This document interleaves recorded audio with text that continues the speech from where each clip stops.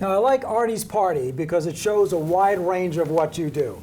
Variegated leaf, textures, illustration, lettering. I mean, that image has it all, doesn't it? So can you describe some of that and some of your challenges in painting that? It's a mixture of mediums. You know, the variegated leaf, I tried to use a nice carnival style thing for the Arties.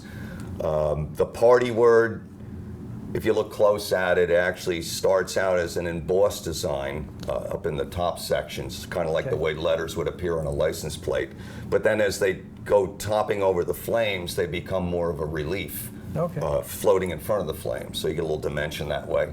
Car illustration is just, it's another thing, you know, I love painting things that look real. Earliest influences for that was Richard Estes, very, very great photorealist. No airbrush work. He was very old school, you know, oil painting, but his work, it's photorealistic, and I call it the 20-foot rule. Stole that from Kenny Youngblood. What it is when you look close at the paintings, they're not really that tight, but they're big pieces.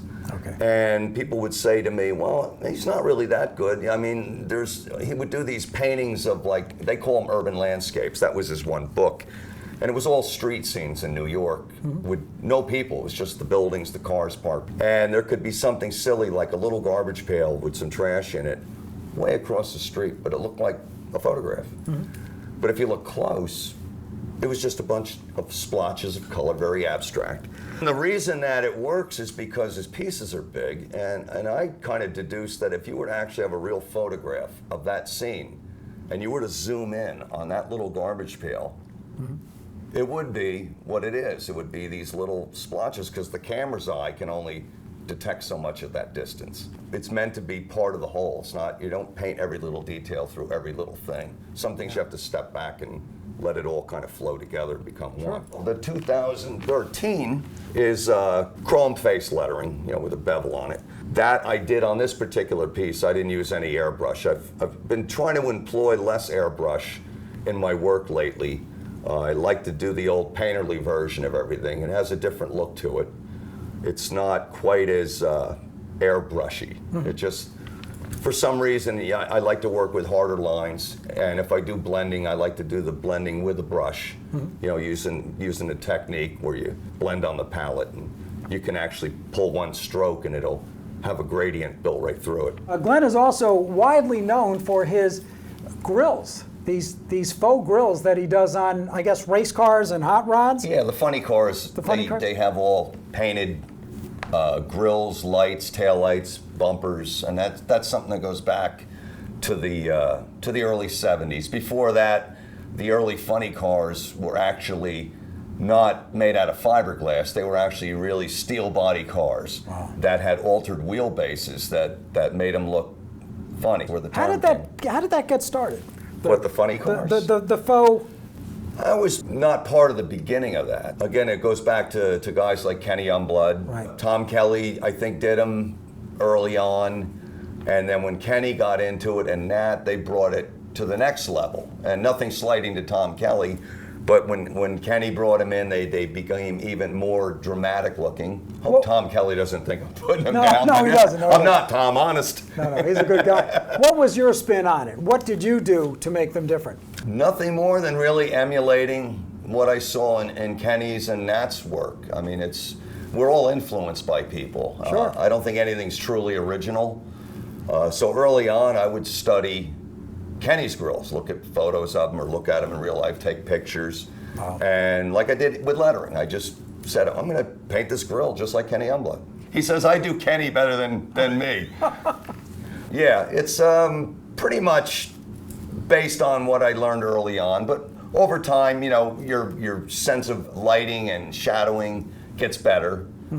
Choice of colors for, you know, painting chrome.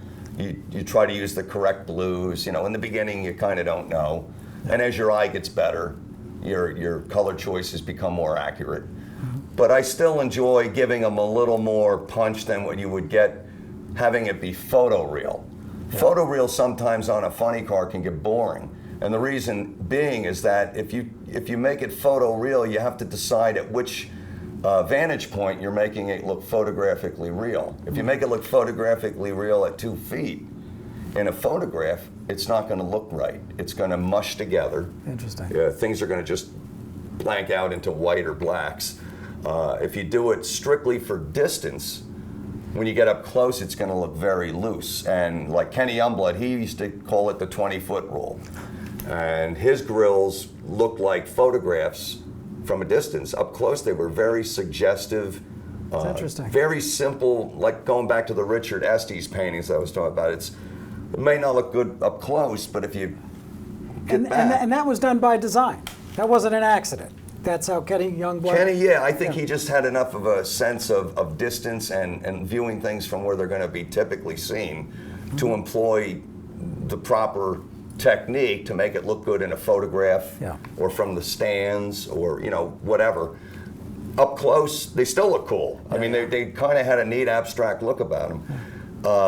I try to meet somewhere in the middle. I want them to kind of photograph well, but I also want to make it so that when you walk up close to them, there's some elements of detail that still can, entice you. So is there still a demand for that? Not so much on the pro cars, the pro funny cars. That all gave way to vinyl graphics. Everything, there's no more paint jobs anymore. It's all that wrap the car in vinyl. A lot of times use photographs of real headlights printed on vinyl and slap them on the car. So fortunately, there's been a renaissance of nostalgia funny cars. What that is all cars that were probably raced in the late 60s through maybe the late 70s, back when the cars were all custom painted. They were also hand lettered and striped, and they also used airbrush grills and tail lights, things like that. And there's been a kind of a big surge for these nostalgia cars, and the nice part is I'm actually getting to use these techniques that I used back in the 70s again. It's actually a lot of fun. It's like going back in time and getting to do all the cars. Some of them actually were ones I did originally. I'm getting to do them again. Some are cars that might have been done by Kenny Youngblood or whatever, but now I get to copy his style because I try to make them very historically correct. I study photographs. I'll only use the one-shot lettering colors that were available at that time to do the lettering. Nobody else cares, but I do. Sure. If they didn't have processed blue back then I wasn't going to stripe the car in processed blue. I'm going to use whatever blue was available in '72.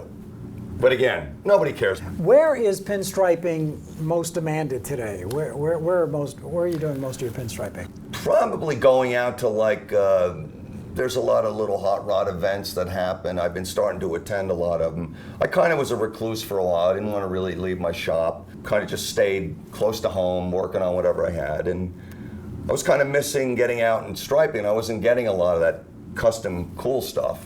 So I decided to hit the bricks and go out and start hitting a few of the charity events, which are really nice because you're doing it for a good cause. You're going out and you're working with some fellow artisans, and we're all pinstriping these panels, which this Artie's party panel is one. That's going to go to a children's charity. Terrific. Hopefully it'll get a high bid on it and make some money for a good cause. The other things I like to attend are a lot of the hot rod things that I didn't attend in the past. I'm starting to get out and do those because it's a good avenue for networking, and you can actually make a couple bucks while you're there. So, and just to get out and see a lot of my friends that are in the business. Like I said, I've been out to see a lot of them, so it's kind of like going to a high school reunion. Yeah. Seeing people I haven't seen in 20 years. I'm picking up a lot of work by going to those. Because, like I said, you can network there. You can make a couple bucks striping, but then you can also, hand out cards. People can look through your portfolios or your panels, and I picked up a lot of work just going to these things, and that I'm trying to kind of like re-irrigate that field, because it's kind of dried up. It's really tough, the striping business. When I was younger, everybody had a muscle car, and they would always want striping, or they'd want some kind of name on the fender.